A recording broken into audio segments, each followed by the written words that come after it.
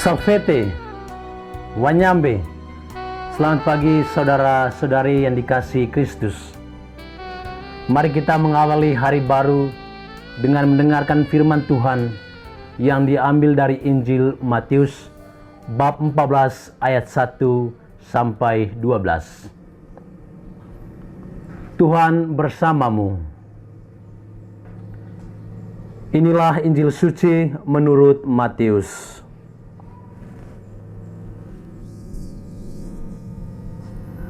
Sekali peristiwa, Herodes raja wilayah mendengar berita tentang Yesus.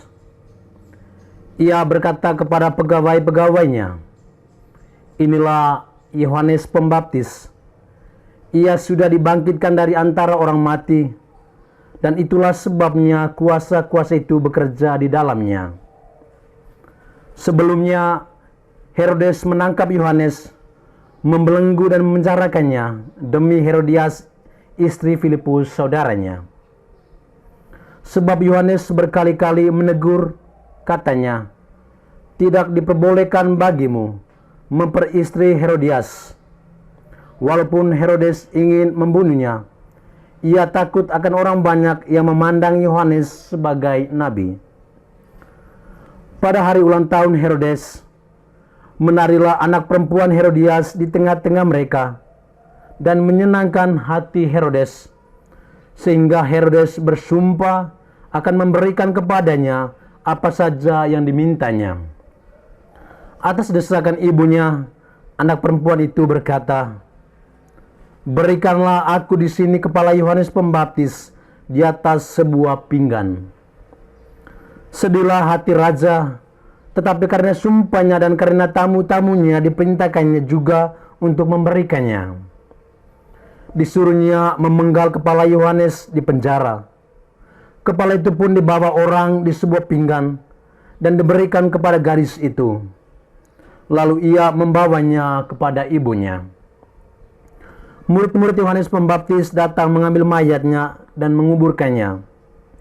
Kemudian pergilah mereka memberitahukannya kepada Yesus. Demikianlah sabda Tuhan.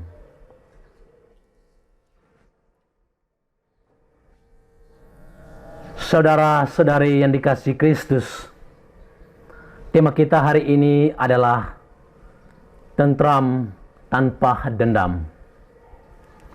Tiran maut putri Herodias memang mematikan, tetapi kidung kebenaran Tuhan tetap dinyanyikan sampai selama-lamanya. Para nabi dan para rasul telah memberi kesaksian akan kebenaran Tuhan secara luar biasa. Mereka memberikan kesaksian tersebut melalui pikiran, perkataan, perbuatan, dan teladan hidup yang benar. Salah satunya adalah Yohanes Pembaptis. Dia mengajarkan dan membimbing orang pada pertobatan. Dia adalah nabi kebenaran dan keadilan yang rela mengorbankan dirinya demi menegakkan kebenaran dan keadilan.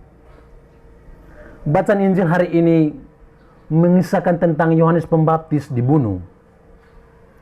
Penulis Injil Matius menjelaskan tentang pengalaman Yohanes Pembaptis bahwa dia dibunuh dan menjadi korban ketidakadilan akibat dendam kesumat Raja Herodes. Adanya ketidakadilan yang dilakukan oleh Herodes, maka Yohanes Pembaptis dengan tak segan-segan menegur dan mengoreksi Herodes. Dia mengambil Herodias yang adalah istri Filipus saudaranya.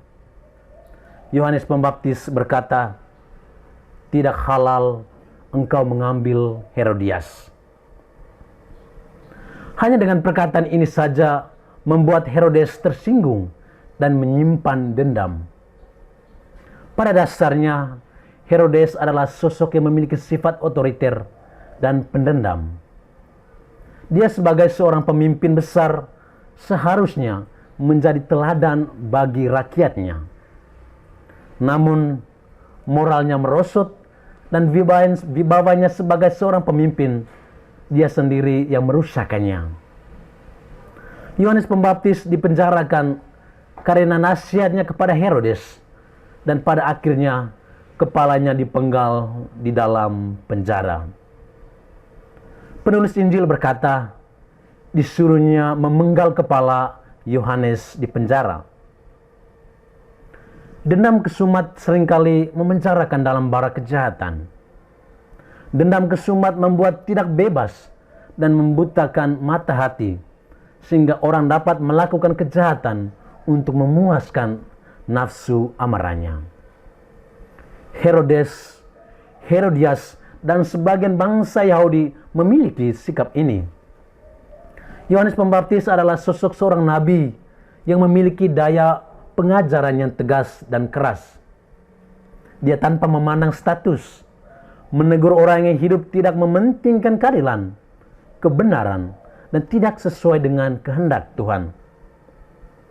Meski Herodes dan Herodias diingatkan agar bertobat, namun mereka tidak peduli akan hal ini.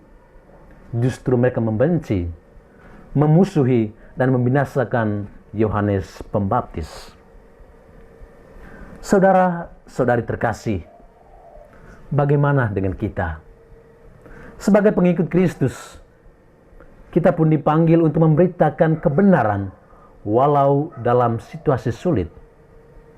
Yohanes Pembaptis mengajarkan kita akan keadilan dan kebenaran sejati.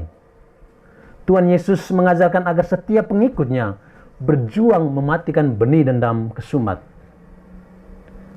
Kita dipanggil untuk melakukan pertobatan dan membangkitkan kebenaran, keadilan, kedamaian, dan persaudaraan di tengah sesama. Marilah membangun semangat persaudaraan dan mendorong sesama agar meninggalkan tradisi kebohongan, kedustaan, dan kepalsuan hidup. Tuhan memberkati kita. Marilah kita berdoa. Tuhan, pagi ini kami kembali naikkan puji dan syukur kepadamu. Terima kasih karena Engkau sudah menjaga kami saat kami tidur maupun bangun. Terima kasih untuk udara sejuk dan segar pagi ini. Kami mohon, bukalah mata hati kami, agar kami mampu memandang kemurahan dan karya-Mu. Rahmatilah kami dengan kuasa Roh-Mu, agar kami mampu untuk bertobat dan memuji serta memuliakan-Mu melalui pekerjaan dan pelayanan kami hari ini. Kristus terang dunia, berkatilah keluarga kami, jadikanlah kami alat kasih-Mu, dan pantaskanlah kami menjadi hamba-Mu yang setia. Demi Kristus Tuhan dan pengantara kami. Amin. Tuhan bersamamu.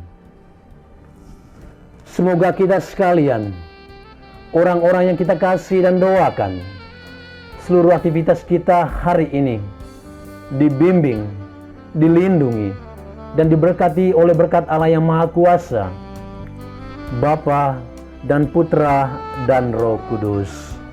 Amin.